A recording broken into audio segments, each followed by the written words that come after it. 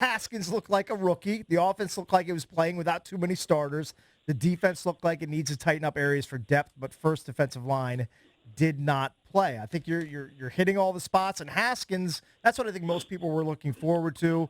He was uneven, but he had some nice flashes, especially that first completions. What did you see from his performance last night in Cleveland?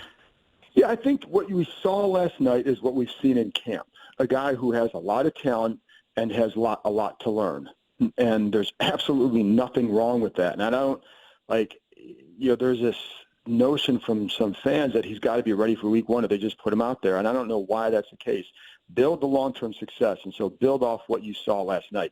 And you saw the talent. You saw a couple of things. You saw that first play. You mentioned that first play, the 27-yarder on the bootleg.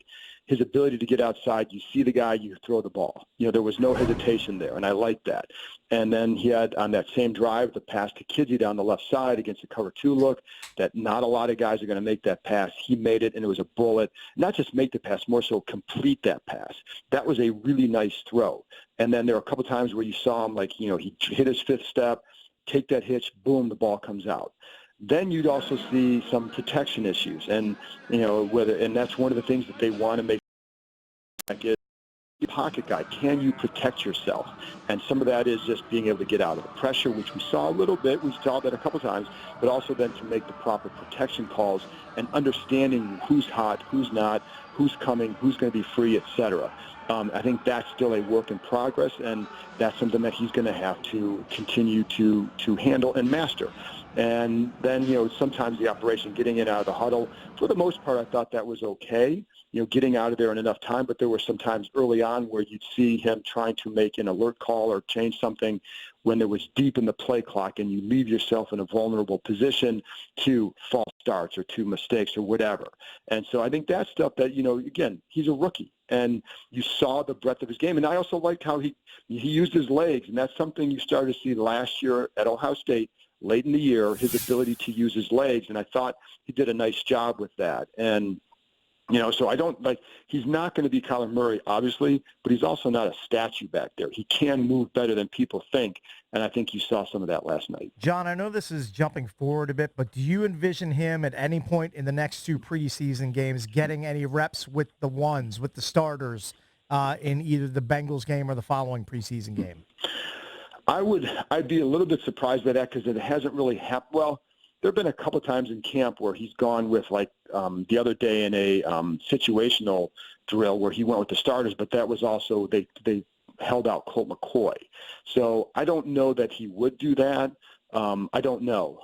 It has, in camp, he's clearly been number 3 in this battle because it's the other two have been alternating, taking the first reps. So I don't know that he would do that. It would be nice to see. I mean, it would clearly be nice to see, and I think you want to give him a chance to get behind with starters to see where is he at and what can you develop here. And also not just going with the starters, but going against starter types. That's what would be, that would be a good thing to see as well, because what we saw last night was not against starters, it was against backups. And, so then you get a really good sense of where a guy is at. I think they know where he's at, but I think it never hurts to get that. I think that's the hard thing when you have a three-man when you have a three-man situation like this where you have two guys competing for the starting job, two guys realistically competing for it, but a third guy that you need to develop. And how do you divvy up all those reps?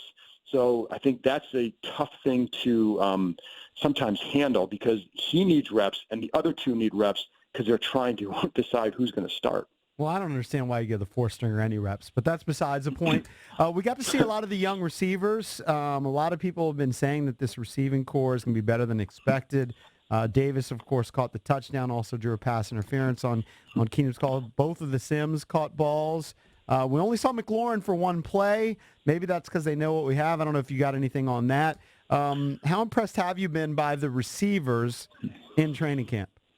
Yeah, I think with McLaurin, I think they know what they have in this kid, and I don't know that they're, and it's funny because he went out there for the first play, and then that was it. It was not a health situation.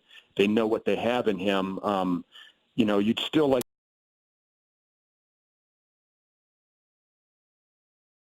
So hey, pay full price for those tickets. But that's the trend. So now that doesn't mean he's a starter, but he's going to be a key player for them. As far as the receivers, what I like is the depth there.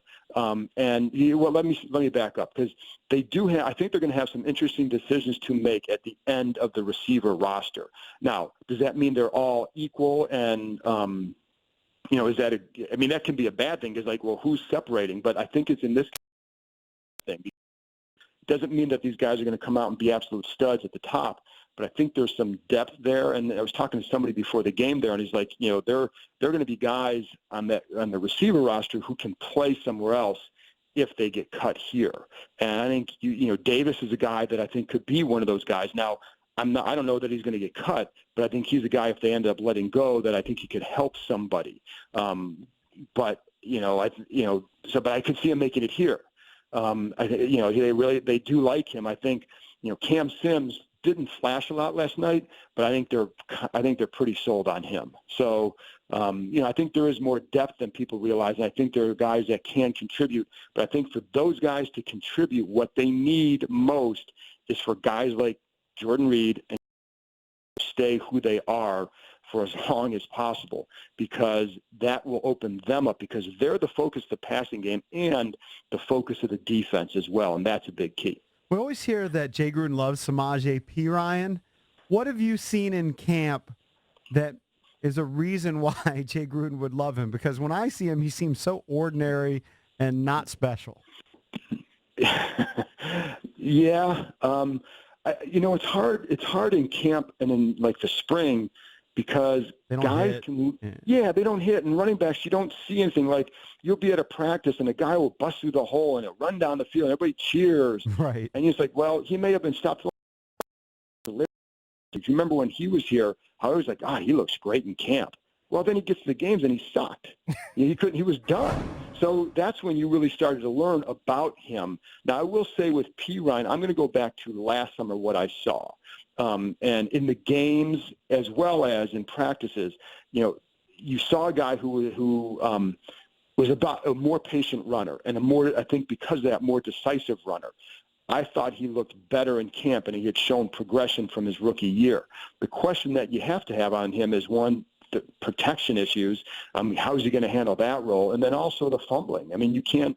That's been an issue, and I don't know that's. We don't. He didn't fumble last night, but that could be an issue as well, because it was last year. So those things make it tough. And the other thing is, when Jay has loved some players there, everybody knows the Ryan Grants and Colt and Samaje, but he's not necessarily putting them in a starting role. They're just guys that he likes. You know what I'm saying? Yes. So I think sometimes people take that phrase and run way too far with it. I've coached kids in youth basketball that I loved. I also knew they were my 7th or 8th player on a 9-man roster. So it doesn't mean that now if he starts Samaje ahead of those guys, that's where you say, okay, what the hell is going on here?